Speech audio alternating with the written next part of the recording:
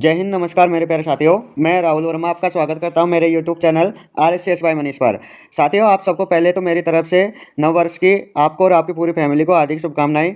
साथियों, आज मैं आपके लिए जो टॉपिक लेकर आया हूं वो हमारा अधिगम टॉपिक रहेगा साइकोलॉजी का। ये साइकोलॉजी राजस्थान में आगामी आने वाली जितनी भी शिक्षक भर्ती परीक्षा है उन सब के लिए उपयोगी है और इम्पोर्टेंट भी है। आइए साथियों, आज का हमारा पहला सवाल देखते हैं। पहला सवाल है साथियों हमारा, एक छात्र गणित के प्रश्न करते हुए एक प्रश्न पर अटक गया। कुछ समय सोचने के बाद अचानक उसे युक्ति सूझी तथा समस्या हल हो गई। इस प्रकार के अधिगम को कहते हैं, ये आपको बताना है। बताइए साथियों, जिसके ऑप्शन इस प्रकार हैं। पहला आपका सक्रिय अनुबंधन, दूसरा क्लासिकल अनुबंधन, तीसरा सूझ द्वारा अधिगम, लास्ट वाला श्रेणीबद्ध प्रविधि। बताइए साथियों इसका आंसर।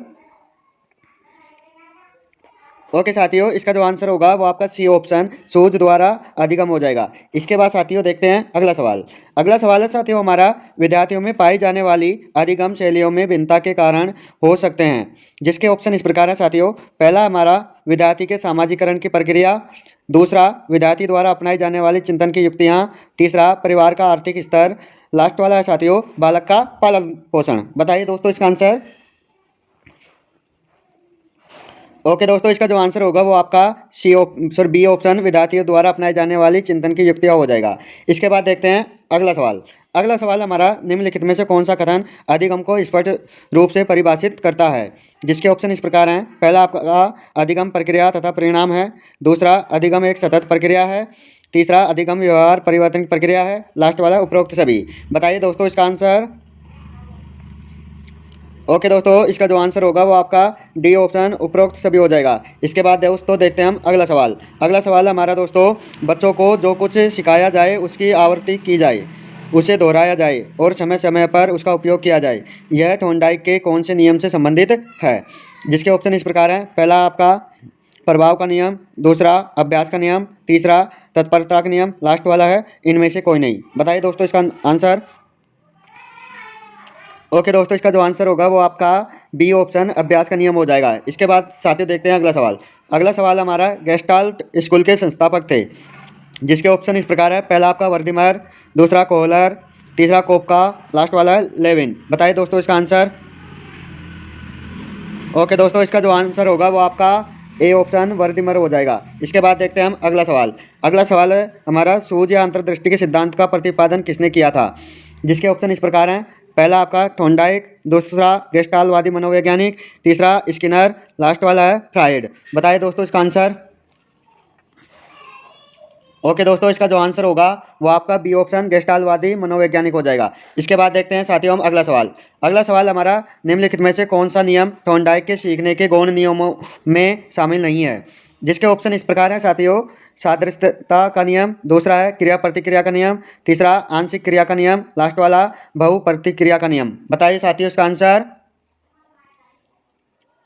ओके दोस्तों, इसका जो आंसर हो जाएगा वो आपका डी ऑप्शन क्रिया प्रतिक्रिया का नियम हो जाएगा। इसके बाद देखते हैं हम अगला सवाल। अगला सवाल हमारा, स्कूटर चलाने वाले व्यक्ति द्वारा कार चलाना सीखते समय उसके पूर्व अनुभवों का सहायक होना किस प्रकार के अधिगम अंतरण का उदाहरण है। बताइए दोस्तों। जिसके ऑप्शन इस प्रकार हैं। पहला आपका क्षैतिज अंतरण, दूसरा द्विपार्श्विक अंतरण, तीसरा ऊर्ध्व अंतरण, लास्ट वाला है धनात्मक अंतरण। बताइए दोस्तों इसका आंसर। ओके दोस्तों, इसका जो आंसर होगा वो आपका सी ऑप्शन ऊर्ध्व अंतरण हो जाएगा। इसके बाद देखते हैं हम अगला सवाल। अगला सवाल हमारा, ब्रूनर की प्रतिबिंबात्मक अवस्था पियाजे के संज्ञानात्मक विकास की किस अवस्था से मिलती जुलती है।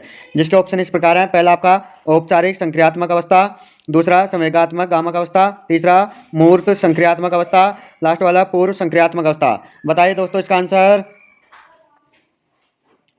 ओके दोस्तों, इसका जो आंसर होगा वो आपका डी ऑप्शन पूर्व संक्रियात्मक अवस्था हो जाएगा। इसके बाद देखते हैं हम अगला सवाल।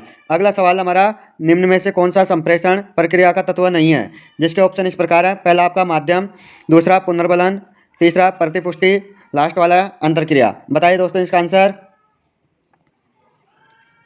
ओके दोस्तों, इसका जो आंसर होगा वो आपका बी ऑप्शन पुनर्बलन हो जाएगा। इसके बाद देखते हैं हम अगला सवाल। अगला सवाल हमारा, निम्नलिखित में से कौन सा अभिकर्मित अनुदेशन का सिद्धांत नहीं है।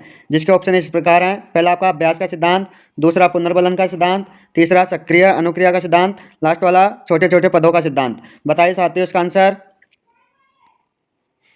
ओके दोस्तों, इसका जो आंसर होगा वो आपका ए ऑप्शन अभ्यास का सिद्धांत हो जाएगा। इसके बाद देखते हैं हम अगला सवाल। अगला सवाल है साथियों हमारा, निम्नलिखित में से किस प्रकार के अधिगम को गैने ने अपने अधिगम सोपानिकी में सर्वाधिक निम्न स्थान पर रखा है? जिसके ऑप्शन इस प्रकार है। पहला आपका प्रत्यय अधिगम, दूसरा श्रृंखला अधिगम, तीसरा संकेत अधिगम, लास्ट वाला शाब्दिक अधिगम। बताइए दोस्तों इसका आंसर। ओके दोस्तों, इसका जो आंसर होगा वो आपका सी ऑप्शन संकेत अधिगम हो जाएगा। इसके बाद देखते हैं हम अगला सवाल। अगला सवाल है दोस्तों हमारा, एक महत्वपूर्ण अधिगम सिद्धांत यह है कि नई अनुक्रिया का सुदृढ़ीकरण किया जाता है। जिसके ऑप्शन इस प्रकार हैं। पहला आपका दंड द्वारा, दूसरा पुनर्बलन द्वारा, तीसरा विभेदकारी उद्दीपक द्वारा, लास्ट वाला प्रतिपुष्टि द्वारा। बताइए दोस्तों इसका आंसर।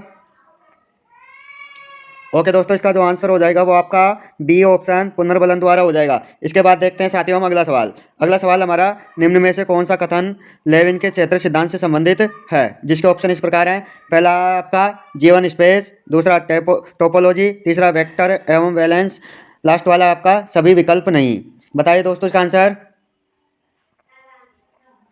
ओके दोस्तों, इसका जो आंसर होगा वो आपका डी ऑप्शन सभी विकल्प सही है, ये हो जाएगा। इसके बाद देखते हैं हम अगला सवाल। अगला सवाल है साथियों हमारा, ब्रूनर के अनुसार संज्ञानात्मक विकास में सम्मिलित है। जिसके ऑप्शन इस प्रकार है। पहला आपका क्रियात्मक अवस्था, दूसरा अंत प्रज्ञा काल, तीसरा है विलोमीयता की प्रक्रिया, लास्ट वाला पूर्व प्रत्यात्मक काल। बताइए साथियों इसका आंसर।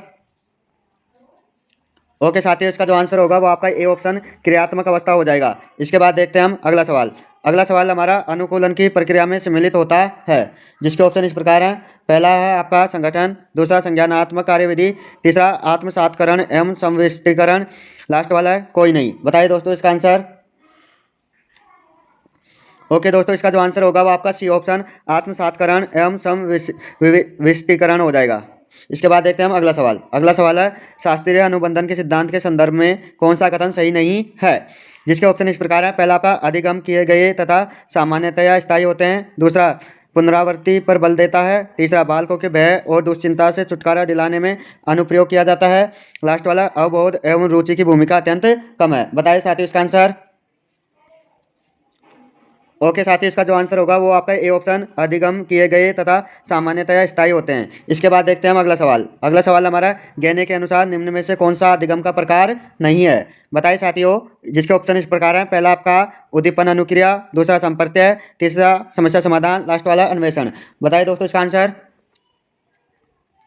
ओके दोस्तों, इसका जो आंसर होगा वो आपका डी ऑप्शन अन्वेषण हो जाएगा। इसके बाद देखते हैं हम अगला सवाल। अगला सवाल हमारा, अर्थपूर्ण शाब्दिक अधिगम व उच्च संगठन की अवधारणा से संबंधित सिद्धांत किसकी देन है? जिसके ऑप्शन इस प्रकार है। पहला आपका थारनबर्ग, दूसरा थांडाइक, तीसरा डेविड आशुबेल, लास्ट वाला है बर्लिनर। बताइए दोस्तों इसका आंसर। ओके दोस्तों, इसका जो आंसर होगा वो आपका सी ऑप्शन डेविड आशुबेल हो जाएगा। इसके बाद देखते हैं अगला सवाल। अगला सवाल हमारा, अभिकर्मित अनुदेशन अधिगम सिद्धांत का एक अनुप्रयोग है। जिसके ऑप्शन इस प्रकार है। पहला आपका शास्त्रीय अनुबंधन, दूसरा क्रिया प्रसूत अनुबंधन, तीसरा गेस्टाल्ट, लास्ट वाला संज्ञानात्मक क्षेत्र। बताइए दोस्तों इसका आंसर। ओके दोस्तों, इसका जो आंसर होगा वो आपका बी ऑप्शन क्रिया प्रसूत अनुबंधन हो जाएगा। इसके बाद देखते हैं अगला सवाल। अगला सवाल हमारा, किसी भी व्यवहार के विलोम के प्रति प्रतिरोध की मात्रा किस प्रकार के पुनर्बलन में अधिक होती है? जिसके ऑप्शन इस प्रकार है। पहला है आपका सतत पुनर्बलन, दूसरा विच्छिन्न पुनर्बलन, तीसरा आंशिक पुनर्बलन। बताइए लास्ट वाला इसमें ए व बी दोनों। बताइए दोस्तों इसका आंसर। ओके दोस्तों, इसका जो आंसर होगा वो आपका डी ऑप्शन ए व बी दोनों हो जाएगा। इसके बाद देखते हैं हम अगला सवाल, और ये हमारा लास्ट एंड फाइनल सवाल रहेगा दोस्तों। लास्ट एंड फाइनल सवाल हमारा, व्यक्ति एवं वातावरण के मध्य अंतर संबंध की प्रकृति की व्याख्या हेतु जीवन क्षेत्र की अवधारणा किसने दी? जिसके ऑप्शन इस प्रकार हैं। पहला आपका ब्रेनर, दूसरा स्किनर, तीसरा लेविन, लास्ट वाला है टोलमैन। बताइए दोस्तों इसका आंसर। ओके दोस्तों, इसका जो आंसर होगा वो आपका सी ऑप्शन लेविन हो जाएगा। ओके साथियों, आज के हमारे इतने सवाल थे। यदि साथियों आपको वीडियो अच्छी लगी तो हमारे चैनल को लाइक शेयर सब्सक्राइब जरूर करें। और साथियों, आप अपनी ईमानदारी से बताना आपको साइकोलॉजी के इनमें से कितने सवाल आते हैं, जिससे आप अपने आप में झांक कर देख सकते हैं कि हमारी तैयारी कितनी शानदार है। ओके साथियों, इसके बाद लेकर आएंगे साथियों हम इससे भी और भी बढ़िया शानदार टेस्ट सीरीज। धन्यवाद साथियों आप सबका।